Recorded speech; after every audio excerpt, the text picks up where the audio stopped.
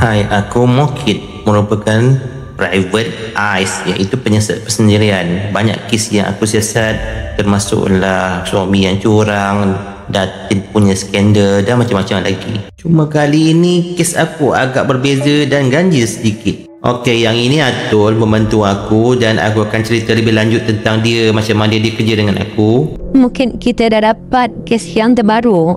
Jadi customer tengah tunggu kita di taman. Okey Atul, ini kes pertama aku dengan kau. Harap kau dapat bersabar dan cuba fokus ya. Bila masa customer kita call awak? Betul? Dalam 2 minggu lepas. Itu macam dia tu. Ya, betul dia. Itu muka bawah pokok tu. Okey, jom kita jom. pergi. Assalamualaikum makcik. Apa khabar, Zihat? Maaf makcik kami terlewat. Tolong makcik ke makcik perlukan pertolongan kamu. Anak makcik Ira lama tak balik. Kadang-kadang dia balik dengan marah-marah, mengatakan makcik nak putuskan hubungannya dengan Jah. Tapi makcik risau kerana makcik tengok takkan Ira luka macam-macam. Makcik takut satu berlaku pada Ira.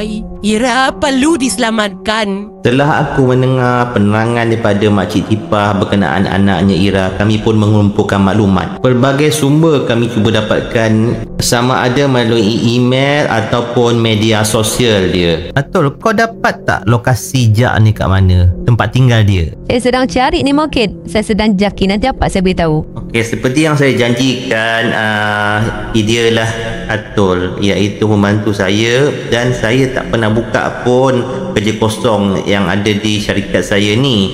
Tapi dia ni merupakan adik kepada tunang saya, ex tunang saya. Bukan saya putus, tapi tunang saya telah pergi meninggalkan alam maya ini ketika dia masih lagi bertugas sebagai pasukan polis menentang penjenayah. Manakala Atul ni pula merupakan adik dia yang satu-satunya kerana mereka berdua ni anak yatim. Atul pula menawarkan dirinya untuk bekerja dengan aku untuk dalam bidang penyiasat persendirian ni kerana dia tidak mahu jadi anggota polis bagaimana yang kakaknya ceburi. Walaupun beban, namun aku tetap menghargainya. Mokit, aku dah jumpa lah lokasi Jak. Okey Atul, kau send kad aku, nanti aku nak buat siasatan secara fizikal. Aku akan pergi siasat sekarang. Ira didapati selalu menunggu Jak di hadapan pangsapuri kos rendah. Perjumpaan mereka kelihatan agak berfasa kerana mereka berjumpa setiap selang 3 hari. Perjumpaan mereka mesti pada waktu malam dan dia berdekat dengan Taman Bandar. Lokasi di Taman Bandar sentiasa sama setiap kali mereka keluar bersama. Kini kita orang perlu bertindak untuk mengatasi masalah yang dihadapi oleh Makcik Tipah. Kami amat yakin bahawa Ira perlu diselamatkan daripada sesuatu yang dia sendiri tak faham. Atau dulu kau belajar sains sukan dekat universiti, kenapa kau tak minta kerja jadi jurulatih ke, kerja kat gym ke? Aku memang minat lah kerja macam ni Mokit. Dulu aku minta sains jenayah ni tapi tak dapat kat U. Lagipun aku memang minat kerja macam ni Mokit. Tak ada bos nak arah-arahkan aku. Habis tu aku ni bukan bos ke? Bos senang nak diarahkan. Mokit, aku nak pergi ke Tanah Jab. Ira, nanti kau tunggu kat sini. Mana pula kau hilang ni? Hantar kau lah. Oh, tu dia Jak dengan Ira. Oh, di sini tempat korang berasmara dana ya. Jak, apalah yang kau tipu Ira tu? Okey, dah nampak ke dia? Nampak ke dia orang? Aku tengah scrolling dia orang lah ni. Merasa macam berdosa lah pula. Apa benda tu? What? Apa? Jak ada taring. Biar betul. Jak, kau hisap darah Ira, Jak, macam Dracula. Biar betul ke ni? Betul ke aku nampak ni? Atul. Kita jom Atul, kita selamatkan Ira cepat. Jom cepat selamatkan dia. Jom, mari. Jak, kau lah jauhkan diri kau pada Ira. Diri kau pada Ira. Jangan kacau kami lah. Kenapa kawan? Ira, kau dah digunakan oleh Jak ni. Crash.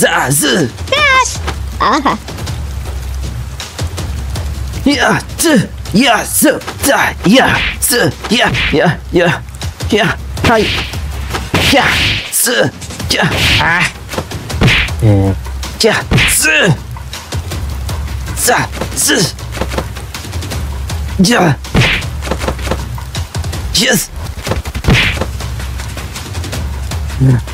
Ya, ya. Just. Ya, just.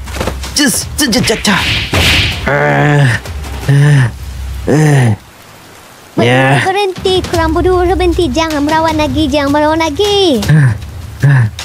Ya. Tak guna kerja. Ambil kau. Just.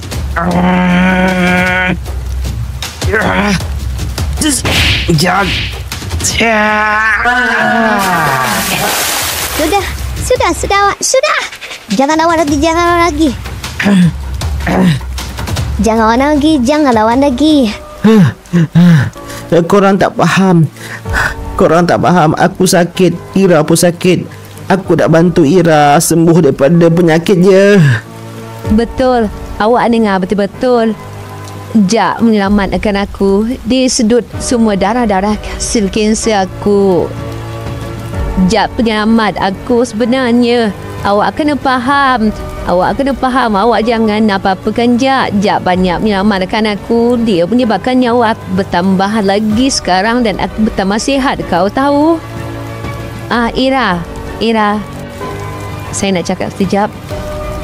Adakah awak nak teruskan perhubungan awak dengan Jak? Sedangkan mak awak tak setuju. Saya dah sayangkan Jak dan saya saling memerlukan Jak. Jak juga perlukan saya kerana Jak juga sakit. Saya akan teruskan perhubungan ini walaupun orang nampak satu yang kejam berlaku antara kita orang berdua. Ira, maafkan aku. Apa yang korang buat ni? Korang nak selamatkan Ira ke tidak? Aku nak bantu dia. Penyakit aku juga memerlukan darah Ira. Dan Ira perlu diselamatkan melalui diri aku juga. Korang kena faham tu. Jak, sekiranya ajal dah ditentukan oleh alam ini, maka biarlah alam ini yang mengambil kau semula. Pergi dari sini, Jak. Kita orang tak mau tangkap kau. Pergi.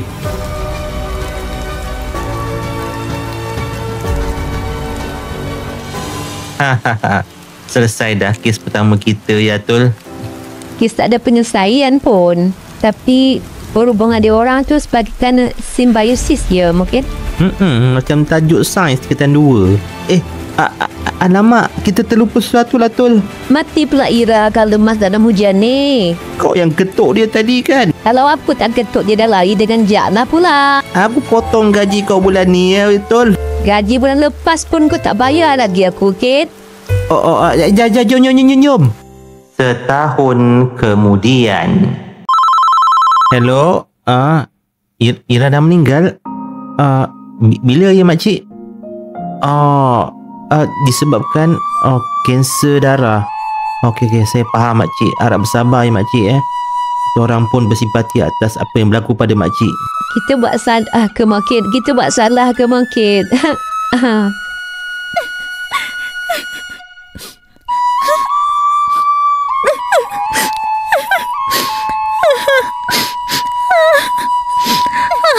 Aku juga rasa bersalah Atul. Tapi bukankah semua ini ketentuan ilahi? Adakah hidup ini bagaikan satu simbiosis? Memangsa yang kita lihat adalah satu alam semula jadi yang kita kena fahami dan kita kena akui keberadaan dan kewujudan dia. Kita tidak boleh nampak dengan mata kasar kita apa yang ada dalam hati masing-masing, apa yang dalam hati setiap insan yang kita nampak. Kejaman dan kemesraan, keindahan, percintaan semuanya berlaku di luar batasan, di luar pemikiran yang normal yang kita selalu fikirkan dan selalu diwawarkan. Adakah aku menghalau pemangsa atau penyelamat yang tidak didendangkan? Aku pernah terluka bila jiwaku dirobek oleh kejaman manusia yang tidak mengenal erti. Aku terpaksa menerima satu bebanan yang amat tinggi, namun ia adalah satu penawar. Apa sahaja yang datang, biarkan ia tiba. Apa sahaja yang hilang atau pergi, lepaskan ia pergi. Apa yang kekal, biarkan ia tetap kekal. Hidup ini ringkas dan realistik, kerana pada akhirnya ia bukanlah berkenan untuk bertahan, tapi kehidupan adalah untuk kita belajar untuk mengharunginya. Simbiosis.